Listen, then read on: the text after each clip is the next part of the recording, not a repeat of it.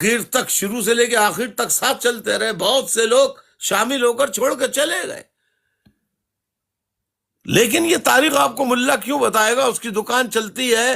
اس چکر میں یہ وظیفہ پڑھ لو، درود شریف کا اتنا ورد کر لو تو یہ مل جائے گا، اور آپ آگے گنتے رہتے ہیں کتنے ہو گئے، 100 لکھا، کاغذ رکھ لیا، 100 ایک تسبیح ہو گئی 100 کی، پھر لکھا 200. اس نے کہا کہ 1000 دفعہ آپ سب تسبیح پڑھ کے بس لیٹ جائیے، بشارت ہو جائے گی. اب گنتی کرتے جا رہے ہیں، لیٹ گئے. میں آپ سے کہتا ہوں کہ یہ فارمولہ میں آپ کو بتا دوں کس کی آپ بشارت کرنا چاہتے ہیں. میں اب کرا دیتا ہوں بشارت. آؤ، جس کی بشارت کسی نے نہ کرائی ہو میں کرا دوں گا. سننے والے 122 ہیں. کسے کس کی بشارت دیکھنی ہے میں کرا دوں گا. الطاف حسین کرا دے گا. کوئی مولوی یہ بات نہیں بتائے گا جو میں بتا رہا ہوں سائنسی بنیاد پر، کہ جب آپ کسی چیز کا تواتر کے ساتھ ورد کرتے کرتے کرتے کرتے کرتے کرتے کرتے کرتے جب آپ سو جاتے ہیں تو آپ کو خواب میں بھی وہی چیزیں نظر آتی ہیں. تجربہ کر کے دیکھ لیجئے گا. تجربہ کر کے، مثال کے طور پہ یہ تجربہ میرے ساتھ بہت دفعہ ہوا ہے. میرے ساتھ بہت دفعہ ہوا ہے. رات بھر ہم پڑھ رہے ہیں. میرے سبجیکٹ ایسے تھے کہ اس میں ایک سبجیکٹ، ویسے تو سارے کے سارے بڑے مشکل ہوتے ہیں، لیکن ایک سبجیکٹ ایسا آ گیا بایو کیمسٹری کا. اب بایو کیمسٹری کو یہاں سمجھانا بڑا مشکل ہے. ایک ایسا سبجیکٹ ہوتا ہے، اس میں فارمولے ہوتے ہیں، فلاں چیز کا فارمولہ، فلاں چیز کا، اور فارمولہ ہی نہیں ہوتا ہے. فارمولہ یاد کرنا آسان ہوتا ہے، لیکن اس فارمولے کے اندر جو جو ایلیمنٹس ہوتے ہیں، جس کا جڑاؤ ہوتا ہے، جو جوڑے جاتے ہیں، جیسے H2O، گلوکوز، اس کا کیا اسٹرکچر ہے، کوڈین کا کیا اسٹرکچر ہے، آپ کھاتے رہتے ہیں. ایسیٹائل سیلسیلک کا اسٹرکچر کیا ہے، آپ تو دوائی سمجھ کے کھا لیتے. پیراسیٹامول کا کیا اسٹرکچر ہے، پیتھیڈین کا، مورفین کا کیا اسٹرکچر ہے. آپ بایو کیمسٹری کی کتابیں کھول کر اسٹرکچر آف، یہ نام جو میں نے لیے ہیں، کسی کا نام لکھ لیجیے، اسٹرکچر آ جائے گا. وہ یاد کرنا سیم سملر ہوتے ہیں، اور ذرا سے فرق سے، بس ایچ ادھر سے ہٹ کے ادھر لگ گیا، ادھر سے او ایچ ہٹ کے ادھر لگ گیا، این ادھر لگ گیا، ایس ادھر لگ گیا. مطلب ایک ذرا سی چیز ملتی جلتی ساری. تو بڑا یاد کرنا اس کا، تو بہت لکھ لکھ کے اردو بازار سے کاغذ لے آیا کرتے تھے ردی کے، کیونکہ کاپی خریدنے کی ہماری مالی حیثیت ایسی تھی نہیں کہ ہم نئی کاپیاں خرید سکیں. رف، جس کو رف کے طور پر استعمال کریں، تو ہم اردو بازار جا کے ردی، جو ردی ہوتی ہے بازار میں بکتی ہے، جو ردی خرید لاتے تھے. ٹیڑے میڑے آڑے پھر ترچھے. ہمیں تو لکھنا ہوتا تھا، یہ دیکھنا کہ ہم جو یاد کر رہے ہیں وہ صحیح کر رہے ہیں نہیں کر رہے، پھر اس کو کمپیئر کرتے تھے اوریجنل سے، کتاب سے. تو یاد کیجئے، جب سو جاتے تھے تو ہمیں رات کو نقشے یاد آتے تھے. تو ڈاکٹر عمران، آپ پریشان ہو گئے ہوں گے کہ جس کا دیدار چاہے میں کرا دوں. میں نے غلط کہا کہ آپ کو؟ نہیں الطاف، یہ بالکل آپ کی بات سائنسی بنیادوں پہ ٹھیک ہے. اس کی سمپل سی ایگزامپلز بھی موجود ہیں، اگر آپ اجازت دیں تو میں ایک جی ارشاد. اچھا، کوئی بھی انسان جو ہے جس دن اگر رات کو بہت زیادہ پانی پی کے اگر کوئی پریکٹس کرنا چاہتا ہے وہ سو جائے، پورا 1.5 لیٹر پانی پی کے سو جائے، اور جب وہ رات کو سوئے گا تو اسے ایسا لگے گا کہ وہ خواب میں کہ وہ بار بار اٹھ کے واش روم جا رہا ہے اور وہ جو ہے اپنی حاجت پوری کر رہا ہے اور واپس آگے بیڈ پہ سو جاتا ہے. تو لیکن وہ اصل میں نہیں ہوتا، وہ بیسیکلی اس کا دماغ اس کو کہہ رہا ہوتا ہے کہ اٹھ کے جاؤ. اور اگر آپ کو اس سے بھی زیادہ آسان ایکسپیریمنٹ چاہیے تو 2 دن بغیر کچھ کھائے آپ سو جائیں، اور سونے سے پہلے کافی سارے فروٹس اور جو ہے ان کو دیکھ کے سو جائیں، اور آپ کو خواب میں وہی فروٹس آئیں گے. یہ بالکل سمپل ہیومن انسٹنکٹس ہیں صاحب بھائی. جی. جی بہت عمدہ، بہت عمدہ. یہ تجربہ کر کے آپ لوگ یہ تو دیکھ لیں، 111 افراد، 109 افراد، آپ لوگ یہ کیجئے، ایک دن آپ کھانا نہیں کھائیے، آپ مریں گے نہیں. پانی ضرور پیجئے. ایک دن کھانا نہ کھانے سے آپ کبھی نہیں مریں گے. میں آپ کو یقین دلاتا ہوں، 1 ہفتے تک کھانا آپ نہ کھائیں، آپ نہیں مریں گے. پانی پیتے رہیں آپ، بالکل نہیں مریں گے. کیوں؟ میں پریکٹیکلی خود کر چکا ہوں. میں بھوک ہڑتال پہ بیٹھا تھا، 7 دن تک میں نے کچھ نہیں کھایا تھا، میں مرا نہیں. اور وہ والی بھوک ہڑتال نہیں کہ فوٹو سیشن کے لیے کرا لی. میرے پاس تو ہزاروں کا مجمع ہوتا تھا، باہر نہیں، صرف کمرے میں بھی، جو صرف شکل دیکھنے کے لیے آتے تھے. تو آپ میں سے اتنے لوگ ہیں، ایک دن بھوکا رہ کے دیکھیے تو آپ دیکھیے، پھر آپ کو نقاہت ہوگی، ویکنس محسوس ہوگی، تو آپ کو نیند کی طرف رغبت زیادہ ہو جائے گی، نیند آئے گی.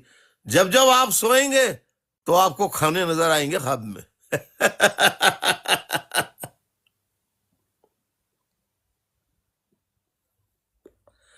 خیر، دیکھیے، اب آپ کو میں بتاؤں کہ یہ مہینہ اس نبی کا مہینہ ہے جس کے پاس کوئی معجزہ عیسیٰ اور موسیٰ کی طرح کا کوئی معجزہ نہیں تھا.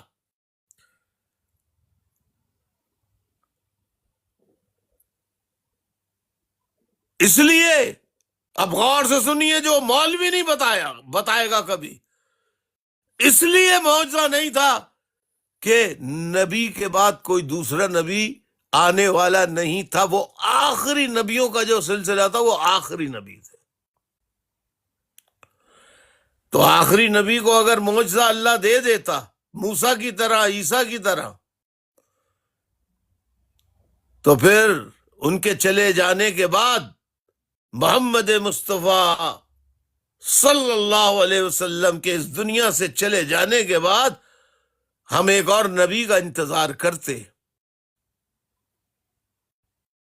لیکن ان کو معجزہ اس لیے نہیں دیا گیا، تو پھر انہیں رحمت اللہ عالمین کیوں کہا گیا؟ اس کی کوئی وجہ ہوگی. حضور نے ہر کام،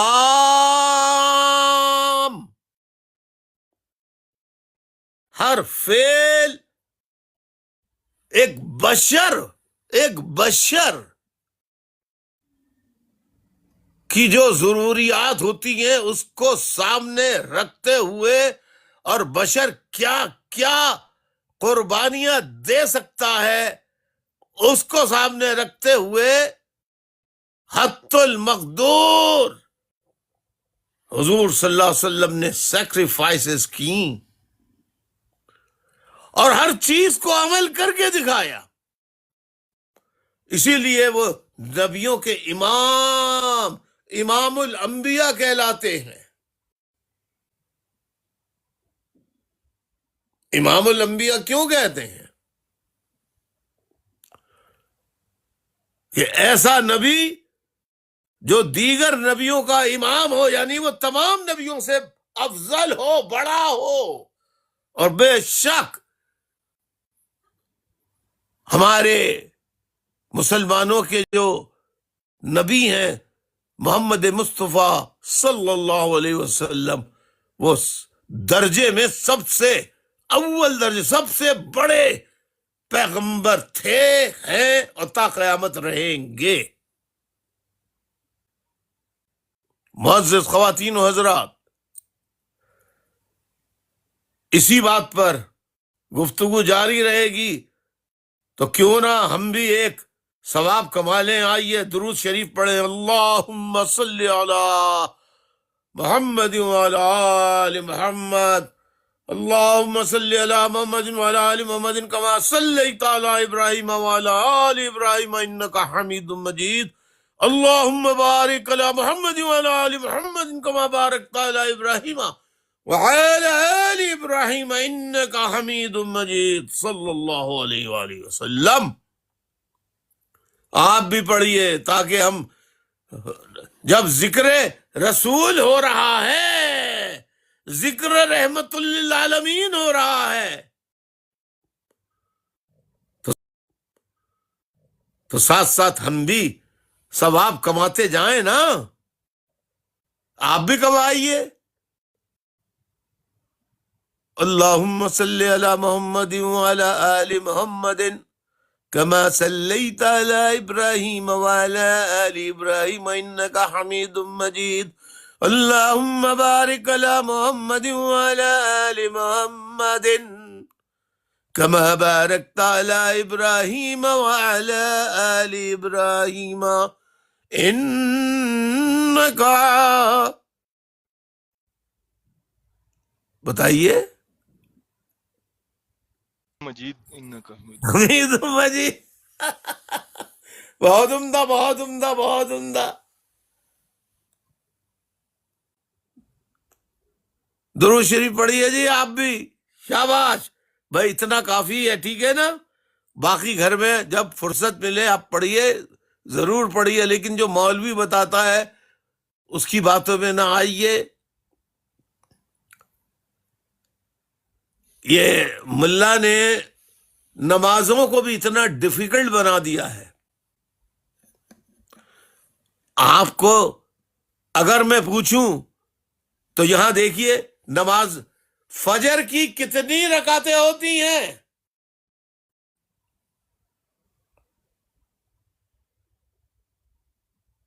سامعین، یہ میں ڈاکٹر عمران سے نہیں پوچھ رہا، یہ میں جو لکھنے جو سن رہے ہیں وہ فجر کی 4، very good very good very good, فجر کی 4، ظہر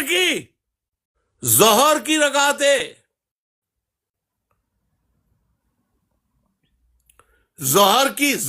نماز ظہر کی رکعتیں،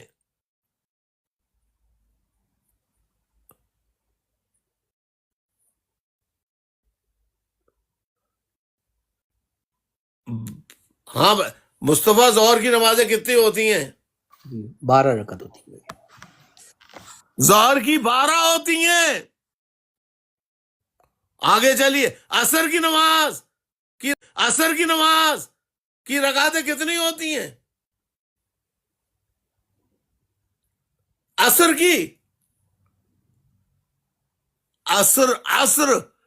کی رکعتیں کتنی ہوتی ہیں کل؟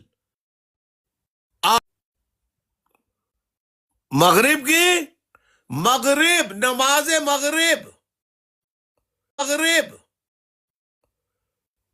لو، مغرب کی نماز کا ہی نہیں، رکعتوں کا ہی نہیں معلوم۔ او مائی گاش، ایک آدمی پیدا ہوا ہے، 2 آدمی اب آئے، مغرب کی 7۔ Very good very good very good. Doctor Imran calculator ہے کیا؟ جی جی نہیں، کیلکولیٹر ہے تو بتاؤ، ورنہ تو پھر میں کسی اور سے کہوں جس کے پاس کیلکولیٹر ہو۔ ابھی فون میں ہی کیلکولیٹر ہے، لیکن اتنے کے لیے تو کیلکولیٹر کی ضرورت نہیں، میں کاؤنٹ کر لیتا ہوں۔ نہیں بہت ہے۔ نماز عشاء کی رکعتیں بتائیے۔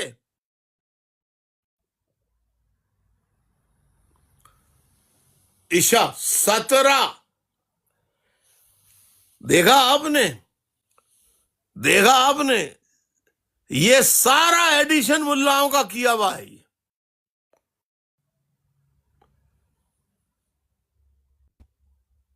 یہ سارا ایڈیشن ہے۔ اچھا، اب آپ ٹوٹل نمازیں بتائیے جی۔ 4 فجر. 4 میں جمع کیجئے 12 ظہر. 12 4 18 ہے 16 نہیں. دیکھیے نا 4 صبح کی 12 4 4 18 18 ہو گئی نا. وہی 4 صبح کی. کیا کر رہے ہو یار, تمہارا حساب کمزور ہے یار ڈاکٹر صاحب. 16 تب صبح کی 4 16 ہو گئی. اب 16 میں آپ عصر کی شامل کریں 8 24 ہو گئی ہے. 24 اب 24 میں مغرب کی 7 لگائیں. 31 31 میں آپ 31 پلس 17 جمع کریں. 48 48 48. اب یہ 48 نماز کہتا ہے ملا آپ سے پڑھو. آپ نے اچھا ایک سوال کر رہا ہوں میں, یہ عمران تم سے نہیں ہے, یہ سوال ہے بیٹا.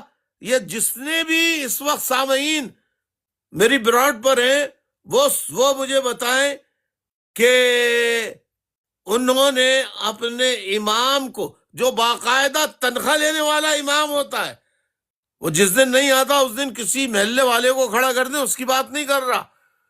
پرماننٹ امام جو ہوتا ہے اس کو کبھی آپ نے عشاء کی 18 رکعتیں پڑھتے ہوئے دیکھا؟ وہاں پر مسجد میں دیکھا کبھی؟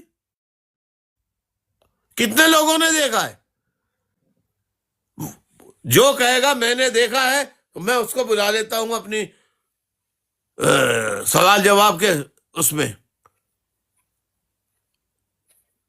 جو مستند امام ہوتا ہے کبھی اس کو 17 رکعتیں عشاء کی پڑھتے دیکھا ہے وہاں آپ نے؟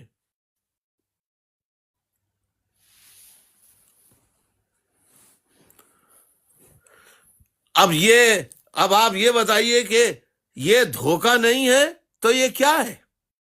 یہ فراڈ نہیں ہے تو کیا ہے؟ یہ آپ لگے ہوئے نماز 17 ادا کرنے میں, اور وہ آپ کو 4 رکعتیں پڑھا کے وہ اس کے بعد دعا وعا کر کے وہ چلا گیا پتلی گلی سے, اور آپ پڑھے جا رہے ہیں.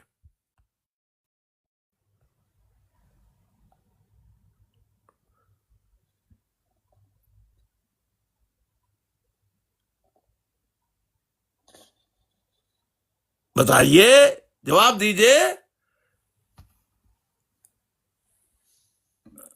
بتائیے نا. وہ آپ کے سامنے کیوں نہیں پڑھتا نماز؟ آئیے کتنی رکعتیں بتائی تھی؟ 48 جمع کر کے. اصل نماز میں آپ کو بتا دیتا ہوں جو فرض کی گئی ہے, جمع کرو. اب غلطی نہیں کرنا عمران. 2 رکعت صبح کی, 4 رکعت ظہر کی, 6 4 رکعت عصر کی, 10 3 رکعت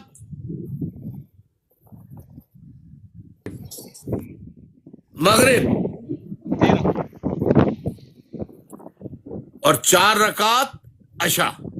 17 17 یہ تو تھا بھائی 17 ستمبر بھی آنے والا, 17 بنی. دیکھو قدرت کا یہ معجزہ, دیکھو ابھی آیا ہے. 17 رکعتیں فرض, اور 17 ہی تمہارے قائد کا یوم پیدائش 17 ستمبر. اللہ اکبر. آج یہ نئی بات آئی ہے بالکل. مصطفیٰ اس سے پہلے کبھی سوچا تھا اس زاویے سے؟ نہیں بھائی, نہیں کھل کے بتاؤ. نہیں, بالکل صحیح بات ہے, کبھی اس زاویے سے نہیں سوچا بھائی. جتنی نمازیں ہیں اس کو جمع کر لو, وہ ہے یوم پیدائش تمہارے قائد کا. بالکل بھائی, فرض ہے بھائی, یعنی 17 ستمبر کو بڑا فرض ہے ہر کام پہ. نہیں, اب نہیں, یو کے میں نہیں منا رہا, میں نہیں جاؤں گا جلسے میں نے منع کر دیا ہے. یو کے والوں کے جلسے میں جاؤں گا نہیں. جو راستے میں ساتھ چھوڑ جائیں میں ان کے ساتھ نہیں چلتا. میں ان کی جگہ ان کے جلسوں میں نہیں جاتا. میں ان کے ساتھ چلتا ہوں جو میرے ساتھ اچھے برے کڑے وقت میں چلتے رہے. بہرحال ہم موضوع سے ہٹ گئے. یہ تو میں نے بھی کبھی نہیں سوچا تھا. پھر جمع کرتے ہیں. ڈاکٹر عمران دوبارہ جمع کرو. صبح کی 2، ظہر کی 4، 6 عصر کی 4، 10 مغرب کی 3، 13 عشاء کی 4. 17 تھا ابھی. 17 ہی کریکٹ ڈیٹ ہے اور 17 ستمبر. اللہ اکبر. یہ ہے دل سے نکلی ہے اللہ اکبر. اللہ تو بڑا ہے. مولوی کے اللہ اکبر والی نہیں ہے یہ اللہ اکبر جو الطاف حسین کے دل سے نکلی ہے. جیتی رہو جیتی رہو نہیں جیتی رہو. اللہ اکبر. یہ دل سے نکلا ہے.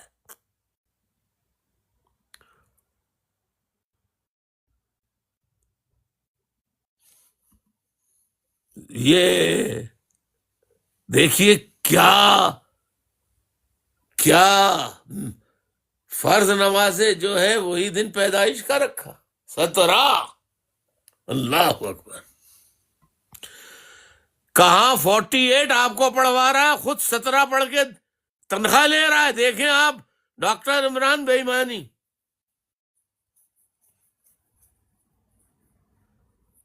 بالکل ایسا.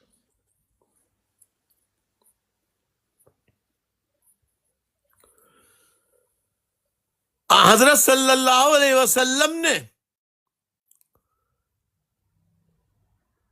کو دیکھیے مسجد کی تعمیر کا واقعہ کل بتایا تھا. اس تعمیر مسجد میں بنفس نفیس نبیوں کے نبی نبیوں کے امام احمد مصطفیٰ محمد مصطفیٰ سرکار دو عالم محمد صلی اللہ علیہ وآلہ وسلم خود بنفس نفیس خود تعمیر مکہ تعمیر مسجد میں شریک تھے.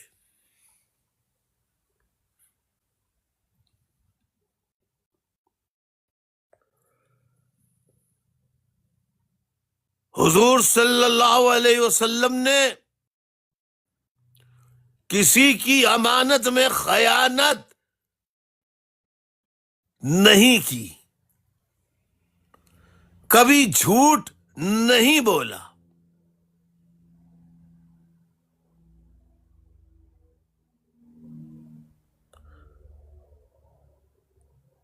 اور ایک عورت، آج آپ کہتے ہیں پاکستان میں لوگ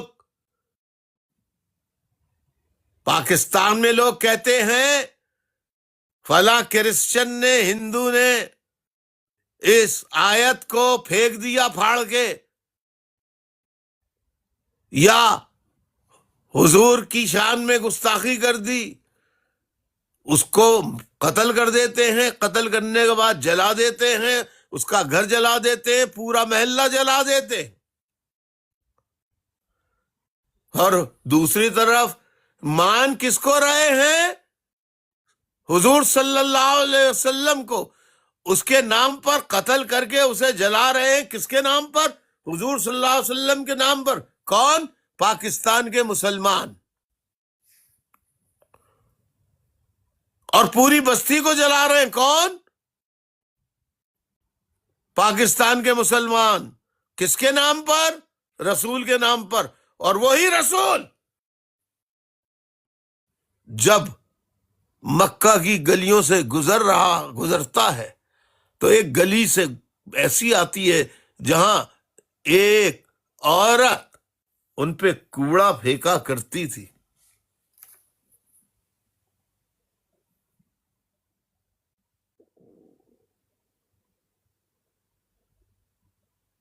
ایک دن اس نے کوڑا نہیں پھینکا، کچھ دیر رکے آپ، مڑ مڑ کے دیکھتے رہے، پھر چلے گئے آپ۔ دوسرے دن پھر یہ ہوا، 2 دن اسی طرح سے آپ دیکھ کر رکے، دیکھ کر گزر گئے۔ تیسرے دن جب پھر نہیں ہوا تو لوگوں سے پوچھا کہ اس گھر سے ایک بڑھیا میرے اوپر کچرا پھینکا کرتی تھی، کیوں نہیں پھینکا؟ تو محلے والوں نے بتایا کہ بیمار ہے۔ تو حضور اس کا گھر جلانے کے بجائے اس کے گھر عیادت کے لیے پہنچ گئے۔ اے بڑھیا تو کیسی ہے؟ آج تو نے کوڑا نہیں پھینکا۔ اس نے کہا میں بیمار ہوں۔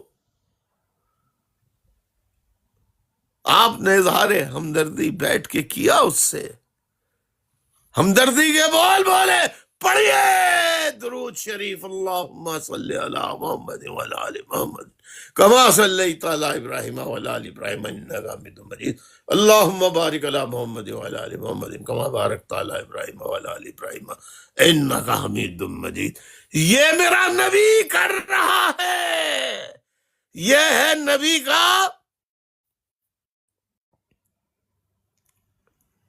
کا اس کا مطلب یہ ہے زندگی میں بتا دیا نبی نے کہ انہیں کوئی مانے نہ مانے، وہ انسان تو ہے، غلط کام کر رہی تھی، لیکن بیماری پر خوش ہونے کے بجائے دکھ ہوا، درد ہوا، آپ عیادت کے لیے پہنچ گئے۔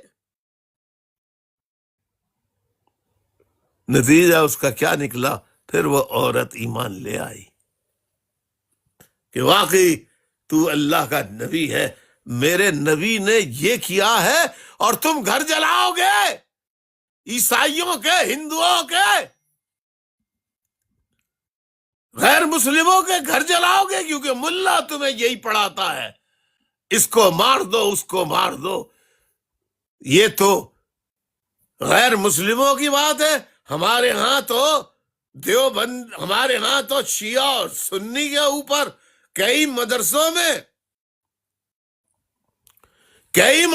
میں پاکستان میں اعلانیہ خدا کی قسم، لا الہ الا اللہ محمد الرسول اللہ کی قسم، اس کلمہ طیبہ کی قسم، پاکستان میں وہ مدرسے آج بھی موجود ہیں، اور ان مدرسوں کے بنانے والے بڑے بڑے نامی گرامی آج بھی موجود ہیں، جو فوج کے بنائے ہوئے سیف ہاؤسز میں آج بھی رہ رہے ہیں۔ وہ بچوں کو پڑھاتے تھے شیعوں کے خلاف کہ تسبیح پڑھو، شیعہ کافر، جو نہ مانے وہ بھی کافر۔ یہ ہے مسلمانوں کا ملک پاکستان، جھوٹ، فریب، دھوکہ۔ پاکستان ایک فراڈ، دھوکہ دہی پر بننے والا ملک ہے، جس کا ثبوت یہ ہے جو میں بتا رہا ہوں، کہ جہاں ایسے لوگ ان کی پکڑ نہیں ہوتی، جبکہ میرا نبی اس کے خلاف آواز اٹھاتا ہے، عمل کر کے دکھاتا ہے کہ نہیں، غیر مسلم ہو تو بھی کسی کے ساتھ زیادتی نہ کرو، کسی کے ساتھ ظلم نہ کرو، یہ مت دیکھو ان کا دین کیا ہے، ان کا دین کیا ہے، ان کا مذہب کیا ہے۔ اچھا، اس سلسلے میں احادیث اور میری باتوں کو آپ جھوٹ جانیے کہ میں جھوٹ بول رہا ہوں، قرآن مجید پر تو آپ کا اعتماد ہے یا نہیں ہے؟ ارے بھائی، جتنے براڈ پر موجود ہیں وہ قرآن مجید کو مانتے ہیں، قرآن مجید پر آپ لوگوں کا ایمان ہے یا نہیں؟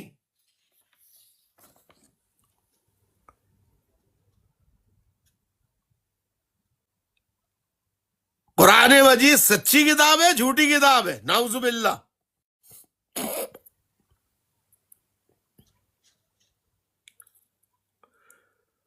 قرآن مجید سچی کتاب ہے یا نعوذ باللہ استغفر اللہ جھوٹی کتاب ہے؟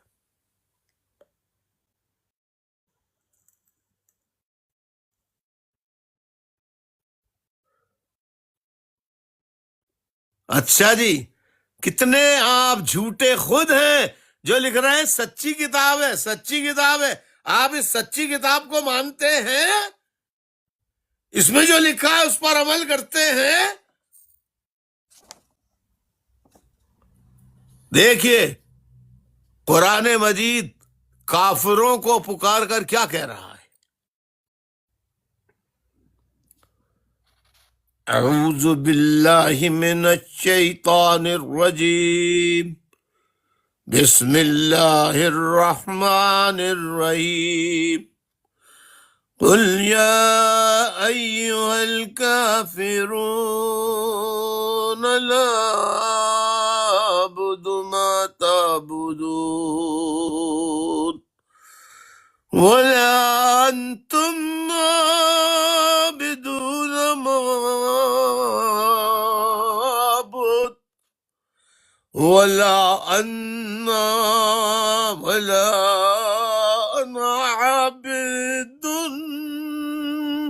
عابد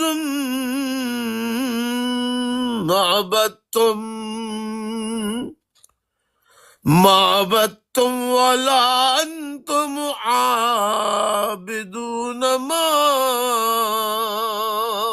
اعبد لکم دینکم ولی دین. اللہ تعالی کیا کہہ رہا ہے؟ اللہ تعالیٰ کہہ رہا ہے قل، کہہ دو، کہو. قل کے معنی یہی ہے. یا ایہا، اے، پکار رہے ہیں. کس کو؟ حضور کو مخاطب کر کے کہہ رہے ہیں. اللہ تعالیٰ حضور سے کہہ رہے ہیں اے حضور، قل یا ایہا الکافرون، آپ فرما دیجئے ان کافروں سے. کیا؟ آپ فرما دیجئے اے کافرو، یا ایہا الکافرون، اے کافرو. میں نے اس کی طرح وضاحت کر دی. آپ کہہ دیجئے ان سے اے کافرو، لا عابد، عبد کے معنی عبادت کے ہوتے ہیں، لا معنی نہیں کے ہوتے ہیں. لا نہیں، عبد، لا عابد مطلب انا، میں کو کہتے ہیں. تو اس میں انا کا لفظ نہیں، یہاں الف پہ آپ آیا ہے تو ولا انتم عابدون ما.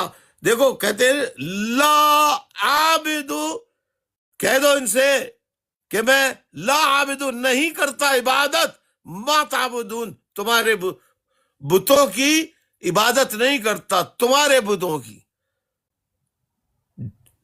یعنی ماں کے لفظ کے کئی معنی ہیں. تم کے،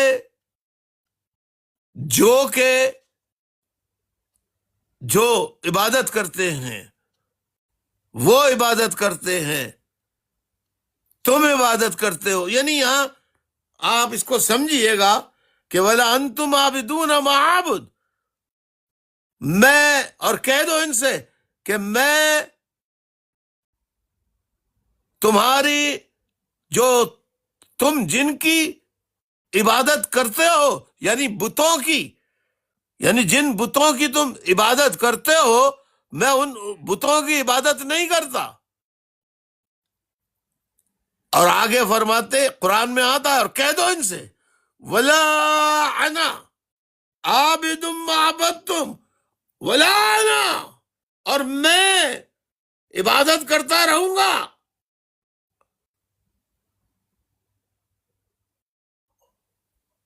یعنی میں اور نہ ہی میں ان کی عبادت کرنے والا ہوں، یعنی میں ان کی عبادت کرنے والا نہیں ہوں جن بتوں کی تم عبادت کرتے ہو، پرستش کرتے ہو، پوجتے ہو۔ اور وہ کہہ رہے ولا، پھر یہاں پہ کہہ رہے ولا انتم عابدون ما اعبد، اور تم اس کی عبادت کرنے والے ہو، اور نہ ہی تم اس رب کی، اور نہ ہی ولا انتم، ولا اور تم نہیں کرتے عبادت ما عبد، یعنی میں جس کی کرتا ہوں تم اس کی عبادت نہیں کرتے۔ دیکھیں اس طرح آپ سمجھ کے پڑھا کریں قرآن مجید کو تو آپ کی سمجھ میں آ جائے گی۔ اور تم جس کی عبادت کرتے ہو، اور نہیں بلکہ اس کا مطلب یہ ہے میں جس رب کی عبادت کرتا ہوں تم اس رب کی عبادت نہیں کرتے، یعنی میں اللہ کی عبادت کرتا ہوں تم اللہ کی عبادت نہیں کرتے۔ پھر آخر میں کیا ہے؟ لکم دینکم ولی دین، اور آگے بیان ہے لکم، سو تمہارا دین تمہارے لیے، میرا دین میرے لیے ہے۔ اب آپ بتائیے، یہ آپ کہہ سکتے ہیں عیسائیوں سے، یہودیوں سے، حتیٰ کہ جنہیں آپ کافر کہتے ہیں، کافر نہ کہا کیجئے، کافر کوئی نہیں ہوتا، بت پرست ہوتے ہیں، یہ ہمارا ایجاد کردہ لفظ ہے، یہ انگریزوں نے دیا ہے ہمیں کافر، غیر مسلموں نے دے دیا کافر۔ تو بت پرست جو ہے، اور یہ اسلام کی تاریخ میں بھی غلط طریقے سے آیا ہے، کفار مکہ، کفار مکہ۔ اب کفار سے مراد وضاحت نہیں کی، یہی ایک خرابی ہے، یہی کمی رہ گئی۔ یہ بڑے بڑے لوگ گزرے جنہوں نے اس کی وضاحت نہیں کی، یہ مجھے اس کا بہت افسوس ہوتا ہے۔ اتنے بڑے بڑے نامی گرامی امامین گزرے ہیں، کاش کہ وہ بتا جاتے کہ کفار کا مطلب بت پرستی کرنے والے لوگ ہیں۔ اب کافر سے ہمارے ہاں ایک نقشہ الگ ہی گزرتا ہے کہ اللہ کا منکر، وہ اللہ کے منکر ہیں مگر اپنے اللہ کے منکر تو نہیں ہے نا، وہ بھی عبادت کر رہے ہیں نا بھائی، اس پہ چڑھاوے چڑھا رہے ہیں، اس کی عبادت باقاعدگی سے کرتے ہیں، اس کا طواف کیا کرتے تھے۔ یہ طواف کوئی آج نہیں ہوتا ہے، یہ مکے میں طواف اسلام آنے سے پہلے بھی طواف ہوتا تھا، بتوں کا طواف، ان کے خداؤں کا طواف۔ تو انکار سے کفر نکالا گیا ہے۔ بیسیکلی اس کی وضاحت کھلے الفاظ میں کرنی چاہیے تھی کہ کافر سے مراد بت پرستی، یعنی کہ جو اللہ کی عبادت کے بجائے کسی اور کی عبادت کرے۔ اس کے مطلب آج تک وضاحت کے ساتھ پیش نہیں کیے گئے ہیں۔ کافر سے ایک عجیب تصور آتا ہے، وہ انکار اللہ کا صرف کر رہے ہیں، لیکن وہ اللہ کے وجود، وہ ایتھیسٹ نہیں ہے کہ جو کسی کو مانتے ہی نہیں، نہ اللہ کو، نہ بت کو، نہ کسی کو، کسی چیز کو، بتوں کو، کسی چیز کو مانتے ہی نہیں ہے، یعنی لا مذہب لا دین۔ تو جو جس کا مذہب ہے اسے آپ لا دین تو نہیں کہہ سکتے نا۔ تو یہاں قرآن میں واضح کر دیا ہے کہ ان کا دین ان کے ساتھ، تمہارا دین تمہارے ساتھ۔ تو تم اپنے دین پہ قائم رہو، انہیں اپنے دین پہ قائم رہنے دو، اس میں کیا حرج ہے؟